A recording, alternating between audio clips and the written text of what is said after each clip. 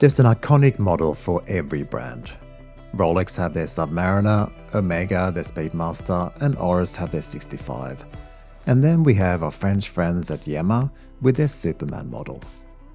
It's been around for just over 60 years now, and the bezel locking mechanism you can see around the crown is almost as iconic as the Panerai brand's gloriously oversized and unnecessary by modern standards contraption.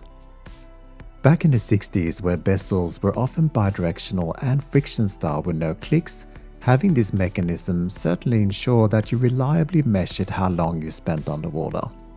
And whilst that will never replace the gauge telling you how much air you got left in order of importance, it's certainly useful even today, where dive computers have replaced the need for wearing a watch at all that'll measure the time spent underwater. But anyway, I have always felt that this watch is incredibly beautiful and well executed, and it's even more interesting now with a premium offer in-house micro-rotor movement and this intriguing scales-like bracelet. And truly, in person it's really lovely, with only one downside that I'll cover today. The question is, as per usual, what are you willing to pay for a new movement that's in-house, and is it worth it at all? There is some stiff competition in this segment from both Oris and of course anything from the Swatch group such as Hamilton, Cetina and even Rado. But Yema is far more unique than those watches in my opinion. So let's have a closer look at the Superman Slim CMM.20 that I have on loan today, and I hope you'll join me.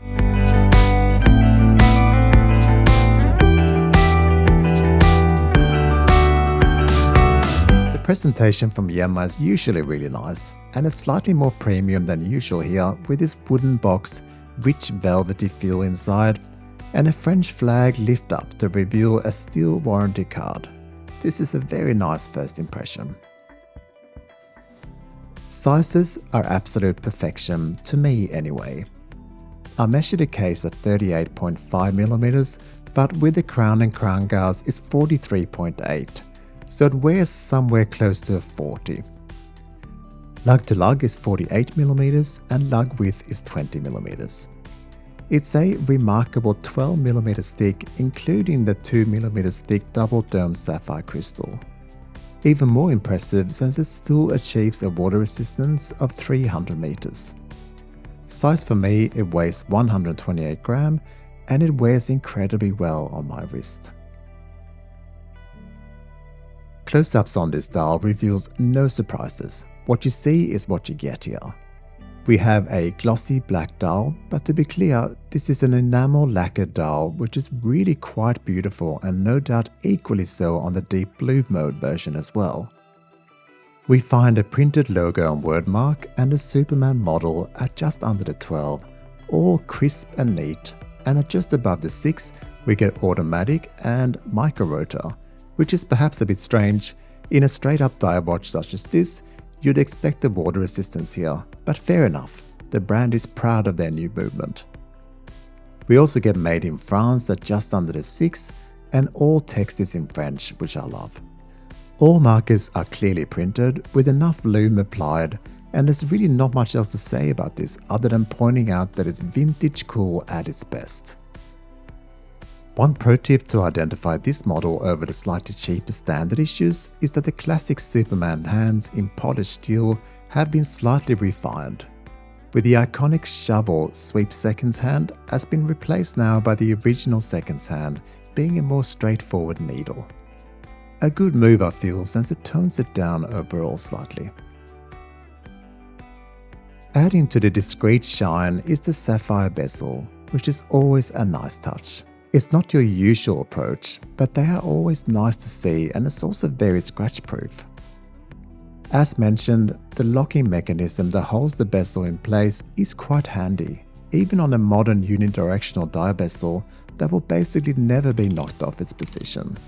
You don't really need to unscrew the crown that much, just a turn or two and you can now move the bezel, which is rewarding enough with a fairly smooth feeling action overall. The crown is large, signed and easy to use, and you're either on board with this overall crown and locking mechanism design or you're not. I very much am, since I think it's a charming look deeply anchored in history. Time to have a look at this movement then. This is an ultra thin, as in only 3.7mm in-house movement that achieves an accuracy of -3 to +7 seconds, with a very impressive 70 hours power reserve.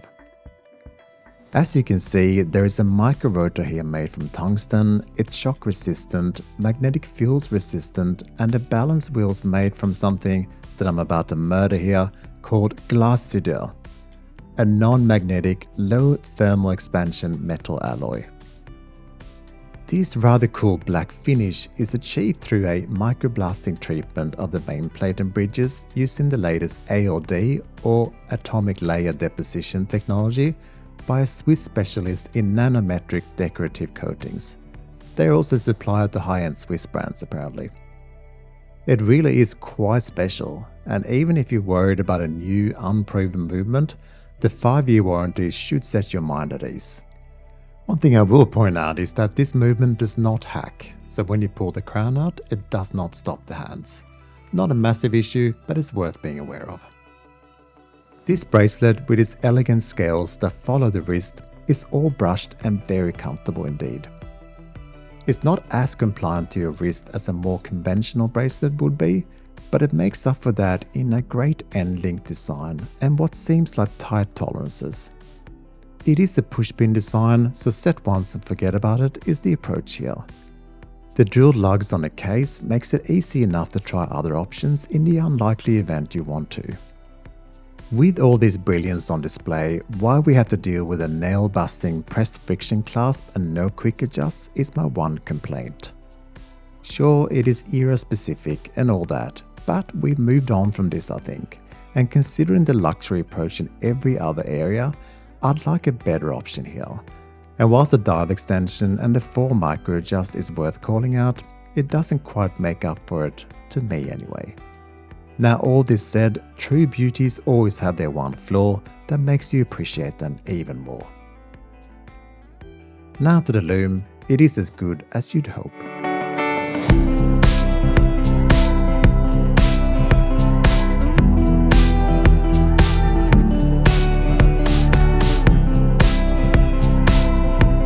The Yema Superman, with its luxury features such as an excellent new movement, lovely bracelet and classic design, is well worth its asking price of just under $2,500 US.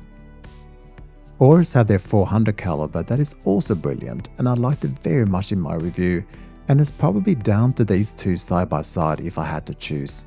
And I'm glad I don't have to, since I moved to Tasmania on the cards, and that's where my disposable income is currently being spent. In summary, this slim and versatile interpretation of the Superman fits all wrists and makes a sophisticated statement when worn with formal attire or on the beach, and I do like it very much. And a big thank you to Antoine at Yema for the ongoing support lending me these lovely watches. What do you think? Is this a watch that you'd like to obtain, or would you prefer the Superman 500 and save $1,000? Or even a CMM.10 with a more traditional rotor design at $1,800?